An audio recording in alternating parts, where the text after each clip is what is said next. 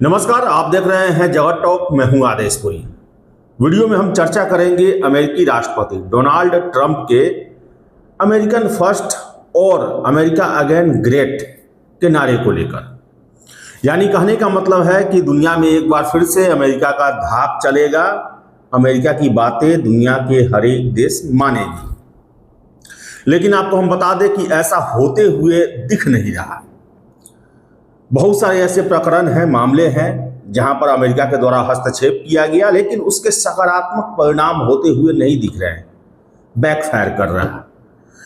ताज़ा मामला, हालांकि मामले बहुत ज़्यादा हैं, लेकिन हम शुरुआत करते हैं। ताज़ा मामला है कंबोडिया और थाईलैंड को लेकर।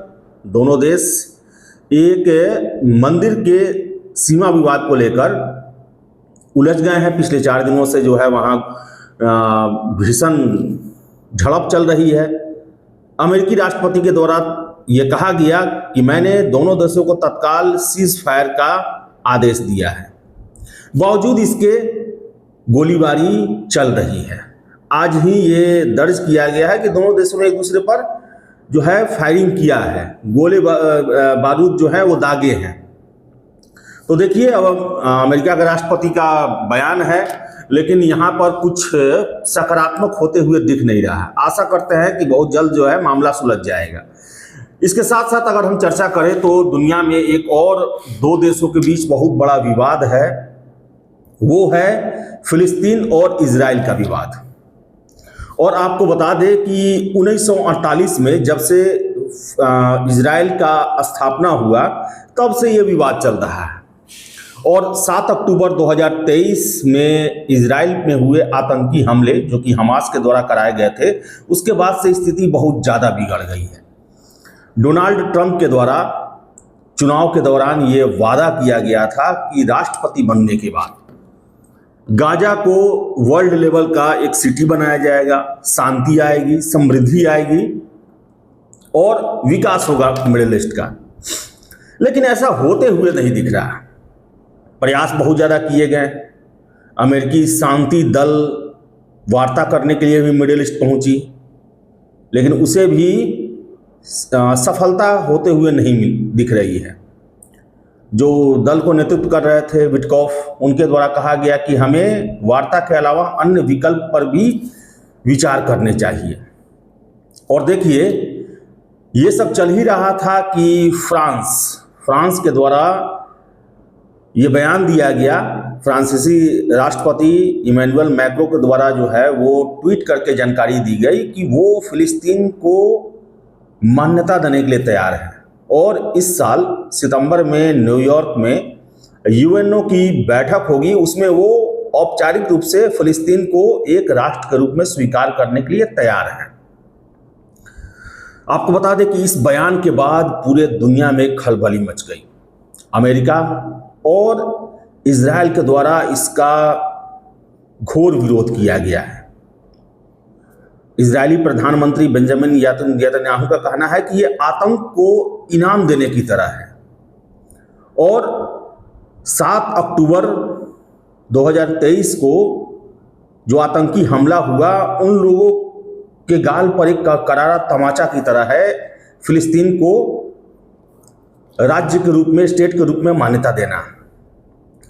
और नेतन्याहू का यह भी कहना है कि एक फिलिस्तीन राष्ट्र इजराइल के अस्तित्व के लिए खतरा है। इजराइल तब नहीं रहेगा, और इसको बचाने के लिए, इजराइल अपने देश को बचाने के लिए हम कुछ भी करने को तैयार हैं। वही अमेरिका के द्वारा भी इसकी काफ़ी भर्त्सना की गई है और इस पूरे इमैनुअल मैक्रों के बयान को खारिज कर दिया गया है। और यही कहा गया है कि ये आतंकवाद को बढ़ावा देने वाला कदम है।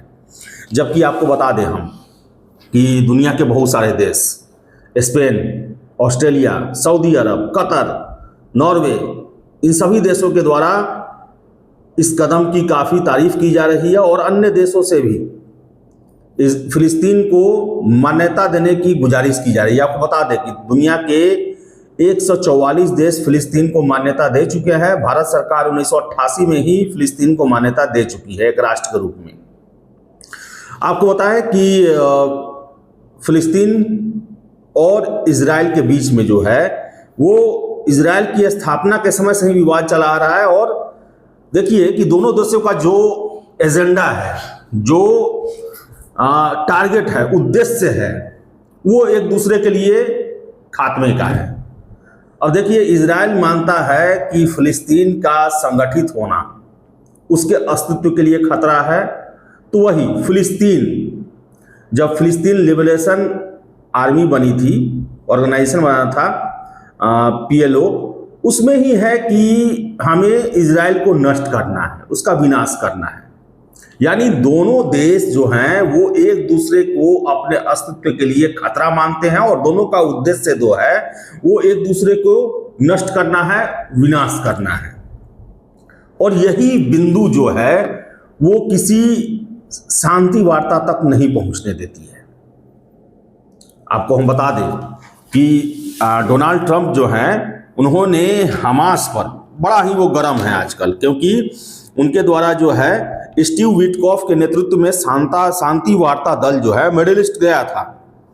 और उन्होंने वार्ता के दौरान जो है वो सीधे कहा कि USA वार्ता से पीछे हट रहा, किसी अन्य विकल्प पर ध्यान देना चाहिए। और इसके बाद जो है वो काफ़ी भड़क गए डोनाल्ड ट्रंप। उनका कहना है कि हमास को किसी बातचीत में रुचि नहीं है, मुझे लगता है वो मरना ही चाहते हैं। इजराइल को खुली छूट है, गाजा में सैन्य अभियान को तेज कर दे। तो वही बता दें हम कि डोनाल्ड ट्रंप ने आगे ये भी कहा कि बातचीत के अंतिम दौर में हमास का इस तरह इनकार करना दिखाता है कि वह हिंसा करने पर उतारू है, अब डिप्लोमेसी से बात नहीं बनने वाली। उन्होंने कहा कि मैंने नेतन्याहू को ये कह दिया है कि लड़ो और ख़त्म कर डालो इसे। आपको बता दें हम कि इजराइल के PM जो हैं बेंजामिन नेतन्याहू, उनका कहना है कि हमास बंधक रिहाई समझौते में सबसे बड़ा बाधक है और हम USA की मदद से बंधकों को वापस लाना चाहते हैं। हमास का खात्मा जरूरी है और हमारे क्षेत्र में अस्थायी शांति का वैकल्पिक विचार होना चाहिए।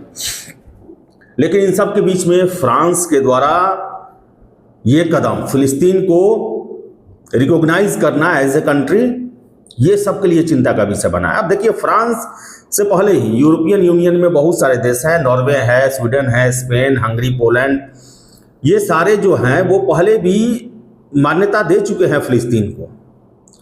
लेकिन फ्रांस के मान्यता देने से क्या प्रॉब्लम होगा? देखिए बता दें, फ्रांस जो है यूरोपियन यूनियन का सबसे मजबूत देश है, न्यूक्लियर कंट्री है, प्लस जो UNSC है, यूनाइटेड नेशन सिक्योरिटी काउंसिल, उसका एक परमानेंट जो है वो सदस्य है। और ऐसे में ये फिर से G7 का पहला देश है। ऐसे में इतने प्रभावशाली देश का खुलेआम रिकॉग्नाइज करना, ये अमेरिका और इजराइल के लिए बहुत बड़ा सेटबैक है। और यही अमेरिका से बयान आ रहा है कि हम मैक्रो जो है उनके बयान और उनके विचार को बदलने की कोशिश करेंगे कि ऐसी गलती वो ना करें। तो बता दें आपको हम कि जर्मनी भी जो है, जर्मनी के भी चांसलर के द्वारा बयान आया कि हम शांति चाहते हैं, लेकिन इजराइल की सॉवरेनिटी, सुरक्षा जो है हमारे लिए सर्वोपरि है। ब्रिटेन पर भी काफ़ी दबाव बढ़ा है। आपको बता दें ब्रिटेन में भी लेबर पार्टी के सांसदों के द्वारा दबाव डाला जा रहा है। लेकिन बताएं आपको हम कि अमेरिका और ब्रिटेन और इजराइल जो हैं वो फिलिस्तीन राष्ट्र के खिलाफ हैं। तो देखिए आगे क्या होता है। डोनाल्ड ट्रंप का मिडिल ईस्ट में भी शांति नहीं ला पाए, कंबोडिया और थाईलैंड में भी स्थिति तनावपूर्ण बनी हुई है। रूस और यूक्रेन में स्थिति आप देख ले कि आज ही यूक्रेन के द्वारा जो है ड्रोन अटैक किया गया है रूसी शहर पर, जहां पर इलेक्ट्रॉनिक उपकरण ये सब बनते हैं, वहां काफी नुकसान हुआ है। यानी कहने का मतलब है कि युद्ध अभी रुकने का नाम नहीं ले रहा। अब अलग बात है कि रोकने के लिए बहुत सारे प्रयास किए जा रहे हैं। भारत, चीन और ब्राजील जैसे देशों को धमकाया जा रहा है कि आप रूस से तेल लेना बंद करें, क्योंकि रूस की इकोनॉमी जो है उस पर तेल बेचने के कारण इतना पैसा आ रहा है कि कोई असर नहीं हो रहा। तो देखिए अब आगे क्या होता है। लेकिन डोनाल्ड ट्रंप जिस जोश के साथ आए थे वो जोश भले ही बरकरार है, लेकिन उस जोश का असर होते हुए नहीं दिख रहा है। देखिए भाई क्या क्या होता है। फिलहाल इस वीडियो में इतना ही। वीडियो पसंद आए लाइक शेयर करें, हमारे चैनल जगत टॉक को सब्सक्राइब जरूर कर लें। धन्यवाद।